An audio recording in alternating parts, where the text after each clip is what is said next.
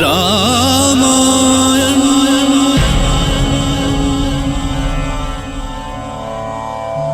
मैं काल हूं, काकभूषणी जो राम के हाथ की रोटी छीनकर आकाश में उड़े तो राम भी उड़ चले उनके पीछे। नन्हे से राम ने तीनों लोकों में काकभूषणी का पीछा किया। आखिरकार काकभूषणी उड़ते उड़ते हार गया। तब राम ने उन्हें अपने श्री हरि रूप के दर्शन दिए और काक नतमस्तक हो गए।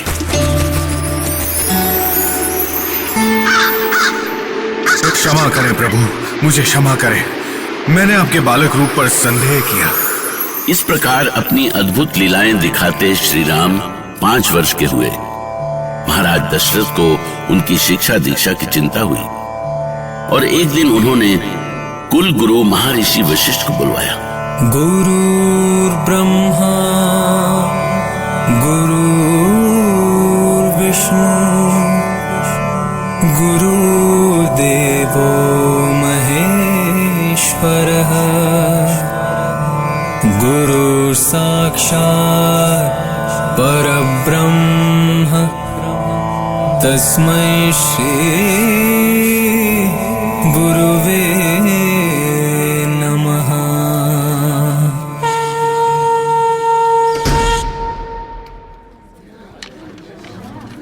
प्रणाम गुरुदेव, पधारिए। आपके आगमन से हम धन्य हुए। कहिए महाराज दशरथ, हमें किस विशेष कार्य से बुलाया? हमारे चारों पुत्र बड़े हो रहे हैं गुरुदेव। तो आप कुमारों की शिक्षा दीक्षा के लिए चिंतित हैं महाराज? आपके होते चिंता कैसी गुरुदेव, बस अब आप चारों कुमारों की शिक्षा आरंभ करें। अवश्य महाराज, मैं तो आपसे कहने ही वाला था कि अब कुमार शिक्षा के योग्य हो गए हैं। लीजिए, राम तो आ भी गए। पिताश्री, पिताश्री, ये देखिए पिताश्री, ये है मेरा धनुष। हाँ, बहुत सुंदर। देखा गुरुदेव, कौशल्या प्रिय राम अभी से धनुष धारण करने लगे। उधर देखिए महाराज, राम के साथ दूसरे भाई भी धनुष लिए चले आ रहे हैं। लगता है जैसा राम करते हैं उन्हें देखकर दूसरे भाई भी वैसा ही करते हैं। आपने सच कहा गुरुदेव, राम में ही इनके प्राण बसते हैं। देखिए पिताश्री, मेरा धनुष कितना अच्छा है ना? नहीं लक्ष्मण, मेरा अच्छा है। देखिए पिताश्री। सबसे अच्छा मेरा है भरत भैया, ये देखिए। शत्रुघ्न, तुम तो धनुष पर प्रत्यंचा चढ़ाना भी सीख गए। तो अब तुम सबको धनुष चलाना भी सीखना होगा। गुरुदेव कल से ही तुम सबको अस्त्र शस्त्र की आरंभिक शिक्षा देना शुरू करेंगे। आओ चारों भाई, गुरुदेव का आशीर्वाद लो। प्रणाम गुरुदेव। जय हो, जय हो, तुम सबों की जय हो। अब हम कल से तुम चारों को शिक्षा देना आरंभ करेंगे। अवश्य गुरुदेव। और तब अपने आश्रम में गुरु वशिष्ठ ने चारों बालकों को शिक्षा देनी आरंभ की। चारों बालक एक से बढ़कर एक थे, पर उनमें राम सबसे अनोखे थे, सबसे अलग। खड्ग चलाए, बाण चढ़ाए और करे गुरुवंदन। धर्म युद्ध ज्ञान सब पाए, चारों दशरथ नंदन। तुम सभी ने लक्ष्य साधना सीख लिया है। अब तुम चारों को ये बताना है कि किसका कौन सा लक्ष्य है। पहले शत्रुघ्न को उत्तर देने दो। गुरुदेव, मेरा लक्ष्य मेरे शत्रु हैं। मैं अपने सारे शत्रुओं को मार डालूंगा। ठीक है, ठीक है। तुम बताओ भरत। प्रजा को जो दुख देगा वो मेरा लक्ष्य होगा गुरुदेव। और अब तुम बताओ लक्ष्मण। जो हम पर बुरी दृष्टि रखेगा, मैं लक्ष्मण उसे नहीं छोड़ूंगा गुरुदेव, उसका वध कर दूंगा। ऐसे। बहुत क्रोधी हो तुम लक्ष्मण। इतना क्रोध ठीक नहीं होता। जानते हो, क्रोध में कोई भी उचित निर्णय नहीं ले पाता है। अब तुम बताओ राम। मैं अपने लक्ष्य के बारे में समय के अनुसार सोचूंगा गुरुदेव। यदि बातचीत से ही हमारा कार्य हो जाएगा तो मैं धनुष का प्रयोग नहीं करूँगा। हाँ, ये तो ठीक है, पर यदि तुम राजा बनोगी तो? प्रजा की भलाई के लिए मुझे जो भी करना होगा करूँगा गुरुदेव।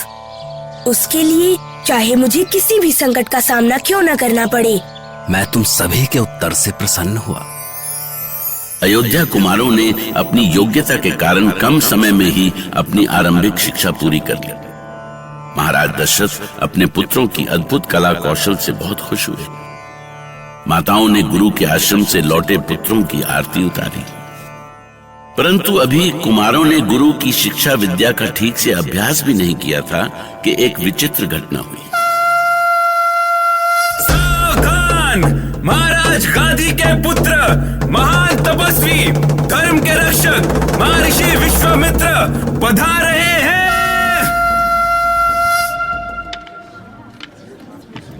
अयोध्या नरेश महाराज दशरथ की जय हो। पधारिए महर्षि, आप बड़े शुभ समय पर आए हैं। आपके आशीर्वाद से सारी अयोध्या का हित होगा। हम तो सारे संसार का हित करने की इच्छा से यहां आए हैं महाराज। आपके कुमार की अद्भुत योग्यता किसी से छुपी नहीं है। उन पर आप जैसे ऋषियों की कृपा जो है ऋषिवर, कहिए हम आपकी क्या सेवा कर सकते हैं? सेवा के पूर्व हम आपसे वचन लेना चाहते हैं महाराज। कैसा वचन महर्षि? आप जैसे महर्षियों की सेवा में ही यह सूर्यवंशी दशरथ अपने प्राण भी दे सकता है। और ईश्वर की कृपा से अयोध्या राज के पास धन वैभव की कोई कमी नहीं है। धन वैभव की बातें करके हमें लज्जित ना करें महाराज।